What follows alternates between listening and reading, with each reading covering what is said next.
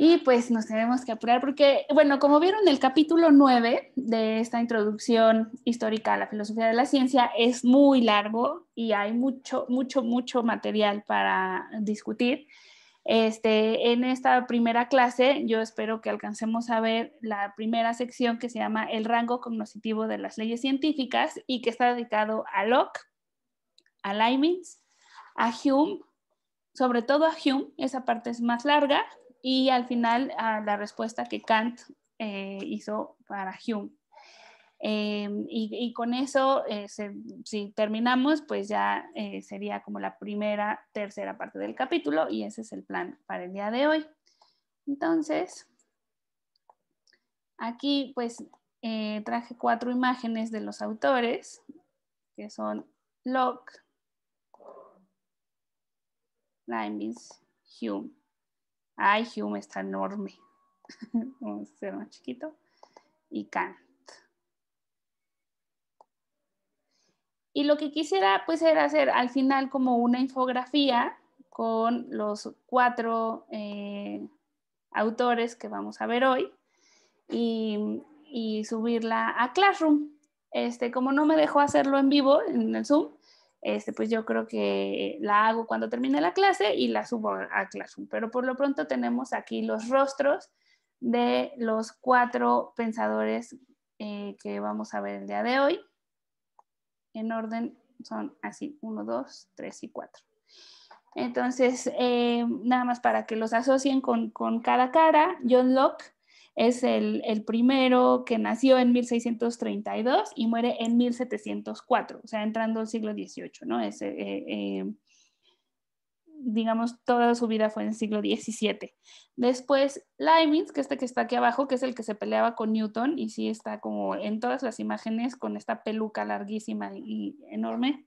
Él nace a mediados del siglo XVII, en 1646, y muere a principios del XVIII, 1716. El que sigue es Hume, que es todo siglo XVIII, de 1711 a 1776. Y por último, Kant, que nació en 1724 y murió en 1804. Y para decir así como lo más importante de cada uno, Locke escribe el ensayo sobre el entendimiento humano. Leibniz hace la reforma de la unificación religiosa y del progreso de la ciencia y la tecnología. Hume, el gran escepticista, escribe el Tratado de la Naturaleza Humana. Y bueno, de Kant ni les tengo que decir que escribe la Crítica de la Razón Pura y la Crítica del Juicio, entre muchas otras cosas, pero allí es en donde se identifica que están sus ideas sobre cómo debe ser la ciencia y que es como lo que nos ocupa a nosotros, pues cómo se justifica el conocimiento científico, ¿no? Entonces, bueno, sobre esto va a ser nuestra clase y lo primero que yo quisiera preguntarles es si ustedes ya habían visto parte de este contenido, por lo menos la parte de Hume y de Kant en algunas de sus otras clases, porque yo entiendo que son autores que se ven en la carrera de filosofía, pero no sé si estudian, por ejemplo, en Kant la ética, la estética, o si ven estas cosas sobre la ciencia.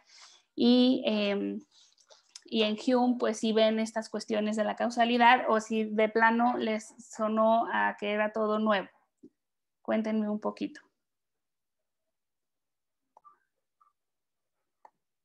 Y vamos a ir al pizarrón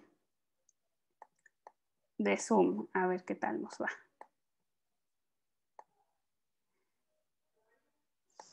Bueno, entonces estábamos terminando con lo que ocurre con Leibniz y con esta relación entre el ámbito metafísico y el ámbito de los fenómenos. Para Leibniz parece ser que sí nos estamos acercando poco a poco a verdades metafísicas por medio de estas series de los números y no es de extrañar que esto se relacione con las series infinitesimales, porque él dice que cada vez nos vamos acercando más y más y más a estos, al ámbito metafísico, conforme como que podemos ver las cosas como con más y más detalle, ¿no? Y así es finalmente como se van definiendo las integrales y las derivadas, cuando vamos dividiendo en pedacitos más pequeños y más pequeños una línea y vemos cuál es el área que cae debajo de ella. Entonces, bueno, si me deja el pizarrón, voy a escribir aquí.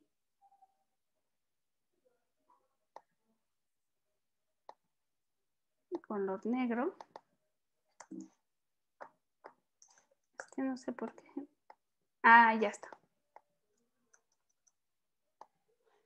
Bueno, ya. Me odian estas cosas. Definitivamente solo puedo usar el PowerPoint. Bueno, pues esa es la manera de unir los dos ámbitos, el metafísico y el fenoménico, a través de las series. Pero nos dice John Locke, esto sería una simplificación, porque de pronto hace afirmaciones un poco más débiles, como que las fuerzas físicas son una especie de ecos de las fuerzas metafísicas. Estoy súper triste. Permítanme un momentito, porque sí es muy bien. Bueno, entonces ahora sí ya podemos pasar a hablar de Hume. David Hume. Y miren, con que aclaremos 5 ideas centrales del escepticismo de Hume, yo creo que esta clase ya sería un éxito, porque, pues como comentábamos, hay muchísimo material. Aquí. Y a Hume sí lo conozco bien y espero poder aclarar sus ideas. Entonces, vamos poquito a poco.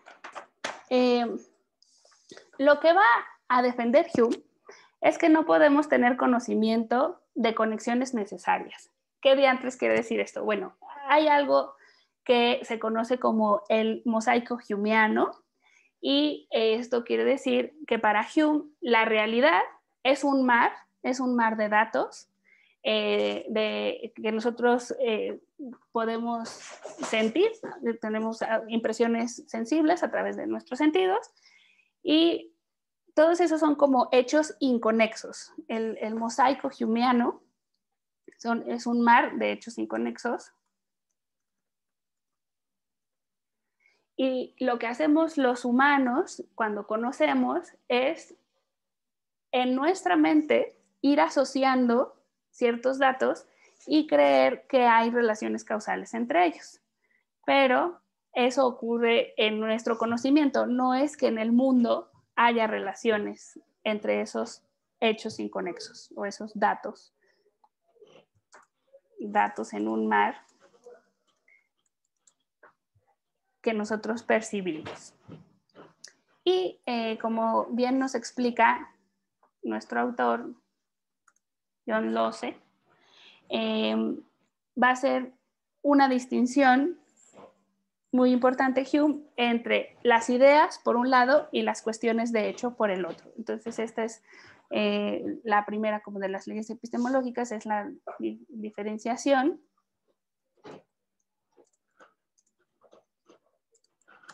y entre las relaciones entre ideas y las cuestiones de hecho.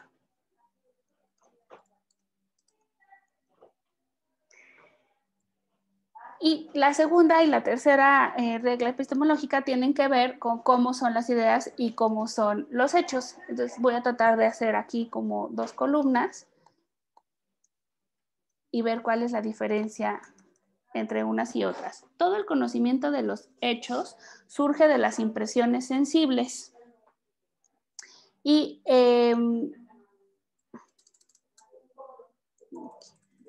entonces los hechos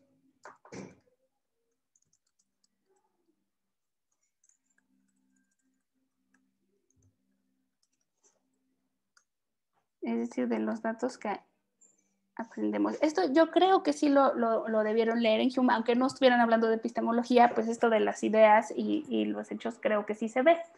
Y al ser impresiones sensibles, siempre son verdades contingentes. O de todo aquello que aprendemos con la experiencia es contingente.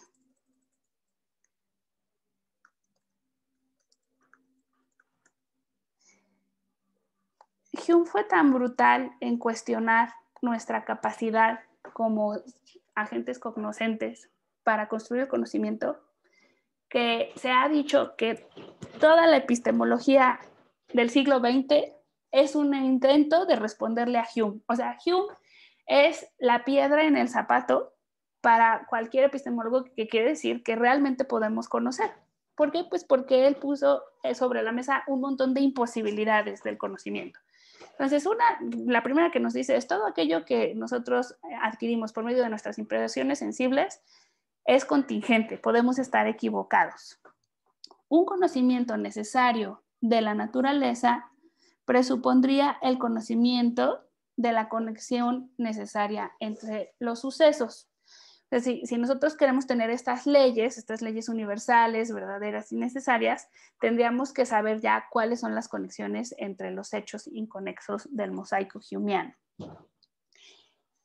Ahora vienen las 3 secciones que son sobre Hume. La primera se llama subdivisión del conocimiento, que justamente se refiere a que se divide entre las ideas y las cuestiones de hecho. Y nos dice que las únicas verdades necesarias son aquellas relaciones matemáticas o geométricas que se dan en el mundo de las ideas. No sé si al leer esto, Pamela se haya acordado como ustedes de lo que discutíamos la semana pasada, de cómo se tenía como en el siglo XVI y XVII este deseo de que el conocimiento fuera como las verdades matemáticas necesarias y universales, ¿no? Entonces eso para Hume solo ocurre en el contexto de las ideas, en donde se dan relaciones necesarias, como el hecho de que los ángulos internos de un triángulo siempre sumen 180 grados, ¿no? Entonces, en este lado, en el lado de las ideas, sí tenemos verdades necesarias.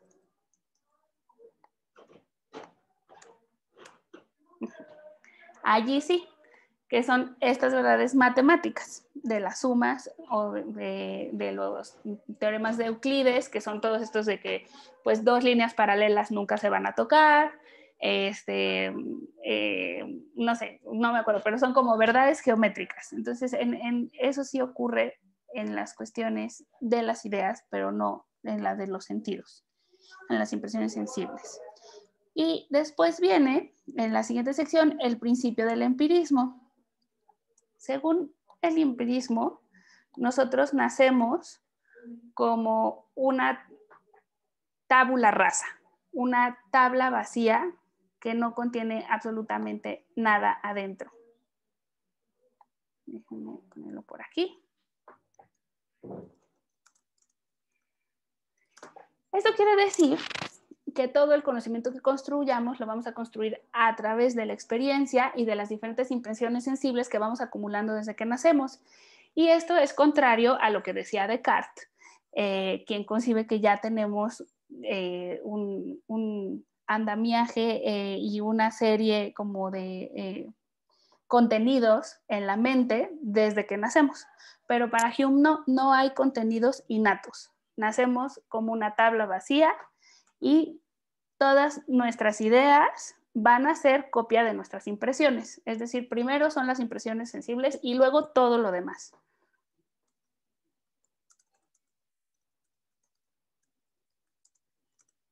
Son copias de nuestras impresiones sensibles. Todo conocimiento, esta es otra famosísima de Hume, se construye a partir de la experiencia. Al nacer, nuestra mente está vacía. Ese es el principio del empirismo. Necesitar un poquitín más de espacio. Ahí está.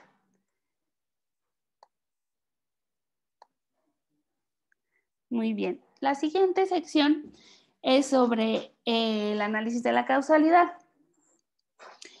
Y pues una de las cosas que ocurre es que Hume anula la causalidad y anula la identidad personal, precisamente porque dice que las relaciones entre los datos del mar humeano nosotros las ponemos pero no existen. Entonces, las relaciones causales no existen y la identidad, ahorita les digo como identidad perdurable tampoco.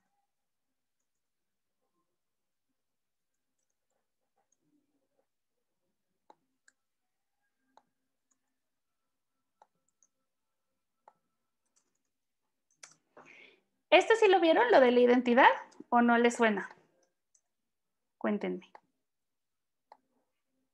Creo que José María dijo que no. Damián, a ver, muevan su cabeza así o no. No, no, no. Ok. Bueno, pues esto de la identidad para mí es la mejor manera de explicar por qué Hume dice que no están ocurriendo las cosas en los hechos, sino en nuestra mente, y cómo construimos estos conceptos. Nosotros tenemos un concepto de nosotros mismos y sabemos que somos la misma persona que cuando nacimos, pero da la casualidad que ya no hay ninguna célula en nuestro cuerpo que coincida con las células de cuando éramos bebés, porque pues se nos van cayendo y van haciendo otras nuevas, ¿no? Y entonces Hume lo que dice es que nuestra mente genera esa idea de que somos una misma persona, pero que en realidad pues hemos sido un conjunto de seres materialmente distintos y en nuestra mente generamos esa unidad. Y lo mismo pasa con las relaciones causales. Nosotros generamos ese concepto de que un evento A está relacionado con un evento B, pero no es que así sea de hecho, sino que nosotros lo construimos. Y paso justamente a la explicación de por qué creemos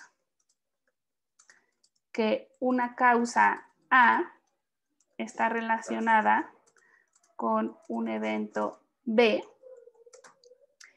Pues nos dice Hume, porque estamos habituados a que siempre que ocurre A, ocurra B.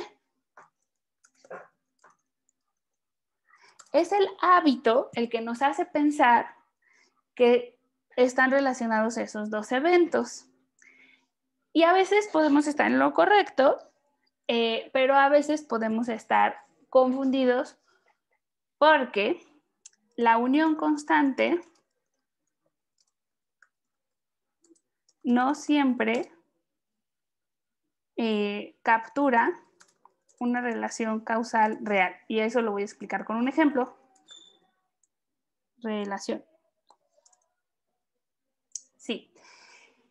Para esto nos pone el ejemplo de un trueno y un rayo. Siempre, absolutamente siempre que hay un rayo, pues vemos el destello de luz y unos segundos después escuchamos un sonido. Entonces, si el hecho de que siempre ocurre el trueno después del rayo fuera suficiente para decir que hay una relación causal, estaríamos equivocados porque sabemos que esos dos son causados por una descarga eléctrica. Entonces, este es el ejemplo de que la unión constante no siempre captura una relación causal. El hecho de que siempre veamos al evento B después del evento A no nos asegura que haya causalidad. Entonces, aquí les voy a poner el ejemplo del trueno y el rayo. Nosotros construimos las relaciones en nuestra cabecita. Y después de esto, sigue Hume destruyendo todo lo que nosotros creíamos que conocíamos. Y entonces tiene el argumento en la página 115 en contra de que podamos basar nuestro conocimiento del futuro en lo que hemos conocido hasta el día de hoy. Esto hasta lo voy a escribir con mayúsculas porque de verdad es lo que le da en la torre a toda la epistemología del siglo XX. Nuestra creencia en una conexión causal es invariablemente una cuestión de expectativas debidas al hábito. No, perdón, eso ya lo escribí. Es lo que sigue aquí. Es imposible que ningún argumento a partir de la experiencia pueda probar el futuro. Es imposible que ningún conocimiento de nuestra experiencia desde el pasado hasta este momento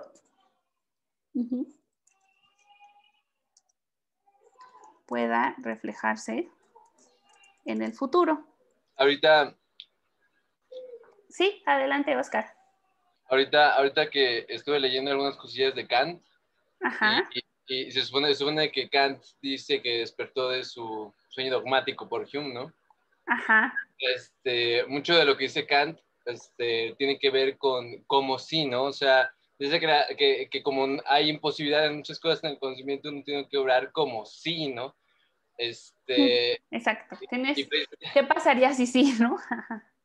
Ajá, exactamente, ¿no? O sea, como que es aceptar estos postulados humeanos y decir, bueno, pues uno procede como si sí fuese a salir, ¿no? Como si sí fuese a suceder, ¿no? Porque realmente no hay certeza plena, ¿no? Exacto. Sí, creo que Oscar se refiere a que si fuera a salir el sol, ¿no? Porque aquí viene como el famoso ejemplo de, bueno, si hemos visto desde que nacimos que todos los días sale el sol, pues es natural que hagamos la inducción de generalizar de todos esos casos particulares, la generalización de que sí va a salir mañana y todos los demás días. Pero podría ser, nos dice Hume, que no fuera así. Otra manera de enunciar esto, que también viene en otros textos de Hume, es que no podemos tener a la mano el tiempo infinito necesario para demostrar que lo que ha ocurrido en todos los casos observados se va a cumplir en el infinito de casos que nos faltan por comprobar, ¿no? Entonces, hemos visto un cuervo negro, 2 cuervos negros, 3 cuervos negros, 100 cuervos negros y decimos, pues todos los cuervos son negros. Pero dice Hume, cualquier día de estos aparece un cuervo blanco y por eso por ahí en las páginas de lógica y todo hay cuervos albinos en los logotipos, ¿no? Porque es como justo un contraejemplo sería suficiente para derribar toda la generalización, así llevemos 1.000.000 de cuervos negros observados, ¿no? Esa es como la fuerza del contraejemplo. Sí, Entonces, o sea, bueno, adelante. perdón. O sea, por esto mismo las hipótesis tampoco pueden ser, o sea, no pueden tampoco ofrecer un conocimiento necesario de muchas cosas, ¿no? O sea, pues que no, es como que está como que muy entendido en la ciencia que solamente es mediante el conocimiento, mediante hipótesis, que hay certeza, ¿no? Y precisamente, pues esto, pues ataca esto, ¿no? Que igual aunque la hipótesis diga que se cumple, hay otros casos donde no se va a cumplir y pues ni modo, pues ni modo. Habrá que buscar otras, ¿no? O sea, en la ciencia pues tiene que utilizar muchas herramientas, ¿no? El científico.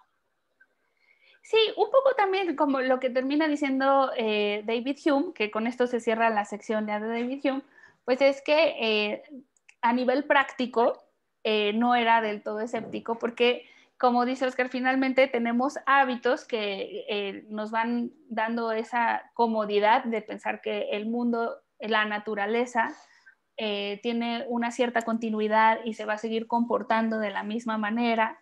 Y pues así es como vivimos nuestra vida cotidiana, si no, pues qué angustia, ¿no? Pensar que el día siguiente ya no va a existir la realidad como la conocemos. En general, gracias al hábito, pues podemos tener esa sensación de que somos un individuo, que hemos sido el mismo individuo desde que nacimos y que el mundo va a seguir siendo más o menos igual. Entonces, con eso cierra la sección. Nos dicen, a nivel de la práctica, Hume no fue del todo escéptico cuando acepta que la costumbre es la gran guía de la vida humana, ¿no? Entonces, así como que vamos a poner, bueno, a pesar de todo esto, con todo y todo, la costumbre es la gran guía para la vida cotidiana, para la vida humana. Y con eso nos guiamos. Y bueno, solo quedan 7 minutos de clase, pero sí voy a aprovecharlos para decirles una cosa muy general sobre Kant y después les voy a compartir un video que estuve viendo de una persona que sí es experta en Kant y que explica todo esto de las categorías del entendimiento.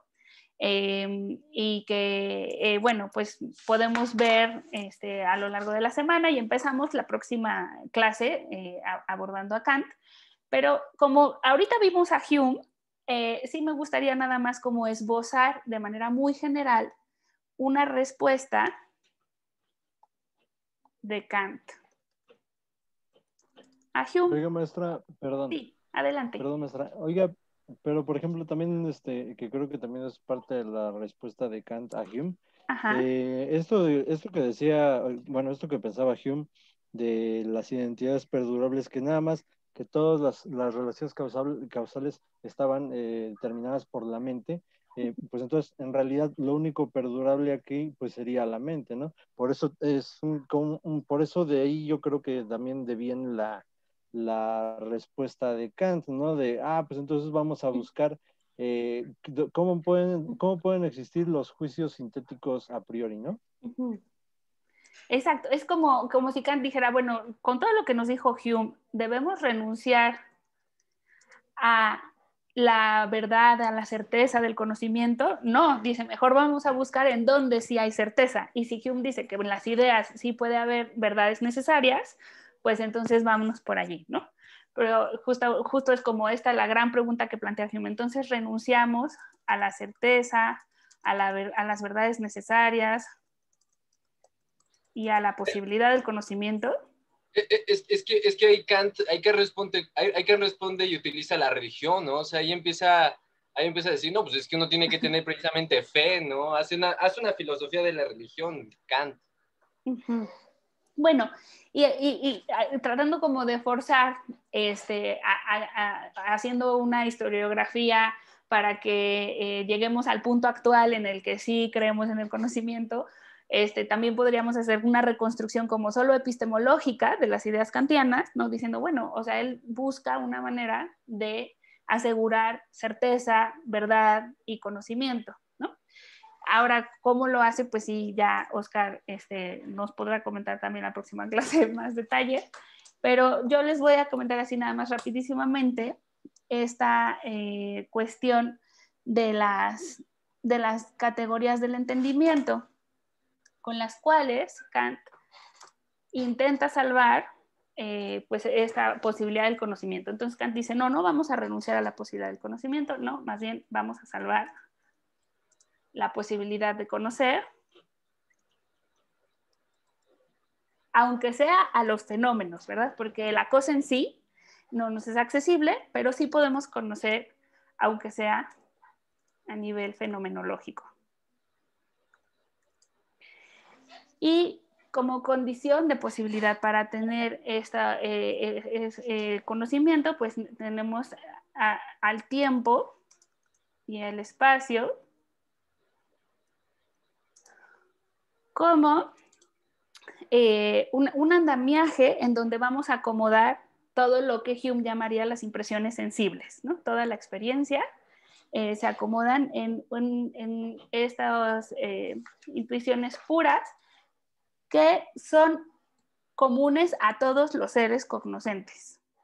Esto luego va a haber filósofos que piensen que por ejemplo, el matemático Poincaré piensa que cada persona tiene un concepto del tiempo y del espacio propio, pero para Kant este es igual para todos los humanos o todos los seres cognoscentes. No sé por qué. Luego, no sé si no conoce las palabras el programa o si los escribo mal, pero bueno. Entonces, el espacio y el tiempo son las formas de la sensibilidad y las percepciones se ordenan y se relacionan por medio de las categorías del conocimiento.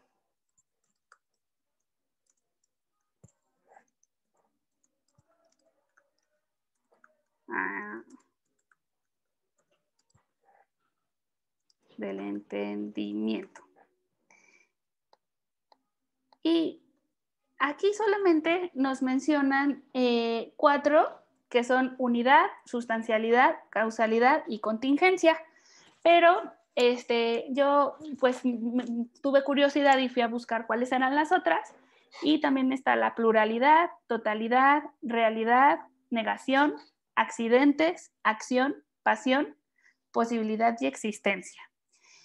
Y nos dice Kant que la física aplica estas categorías y así consigue conocimiento necesario y universal. Se sabe que Kant era un gran admirador de Newton. Estos conceptos del espacio y del tiempo los va a tomar precisamente de Newton. Y él sí va a tener fe en que la física, así como ha estado tan demostrada en el caso de Newton y sus experimentos, pues es un ejemplo de cómo sí se puede llegar a conocimiento necesario y universal. Entonces voy a cerrar con eso porque ya me queda nada más un minutito, pero sí voy a poner así como la física aplica las categorías unidad, ha explicado cómo se unen las leyes del cielo y de la tierra, pluralidad, totalidad, realidad, accidentes, acción, pasión, etcétera.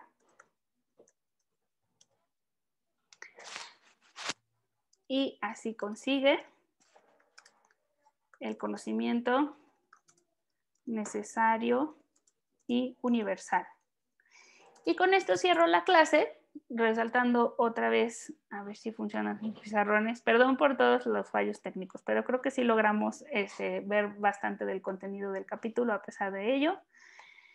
Y esto es lo que Kant quiere recuperar, otra vez la idea de que hay leyes, necesidad y universalidad en el conocimiento, ¿no? Entonces, si estamos hablando de esta sección sobre cómo deben ser las leyes de la ciencia, pues Hume nos dijo inalcanzables y Kant dijo, no, espérate, vamos a alcanzarlas, ¿no? Entonces, eso es así como el resumen de esta primera clase sobre el capítulo 9. Ya voy a dejar de compartir la pantalla y pues ya es la hora. Si tienen otra clase, pues yo entiendo que se desconecten. Yo sí me quedo pues un minutito más por si alguien quisiera comentar algo más o plantear alguna duda. Ya voy a parar la grabación.